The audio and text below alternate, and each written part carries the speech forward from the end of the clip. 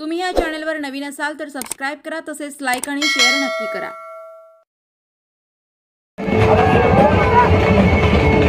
सर्वांनी आपल्याला मार्गदर्शन करण्यासाठी उपस्थित आहेत महाराष्ट्र राज्याचे माजी मंत्री रमेश पाटील त्यांच्यासोबत आहेत।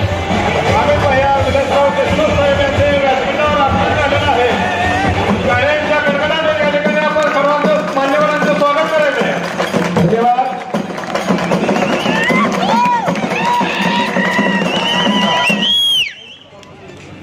मी एक शेतकरी आहे। मी या ठिकाणी सर्व तरुणांना विचारणार आहे, मोदी सरकारने आपल्याला कसं फसवलंय तुम्ही जाणून घ्या, जे आपल्या रोजच्या व्यवहारात आहे। काही लोकांना पैसे दिले जात नाहीत, त्याची चौकशी पण झाली पाहिजे। या ठिकाणी सगळ्यात मोठं आमच्या जिल्ह्यातलं आणि परिसरातलं हे गाव आहे।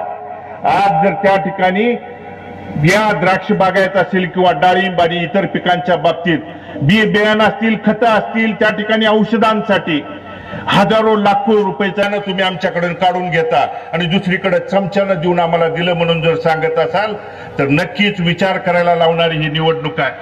आणि म्हणून शेतीशी जोडधंदा असणारा दुग्ध व्यवसायाकडे आमचा शेतकरी माता भगिनी वळल्यानंतर दुधाला त्या 4 पैसे वाढून मिळतील, माझा प्रपंच त्या ठिकाणी माझं कुटुंब सुधारेल या नात्यानं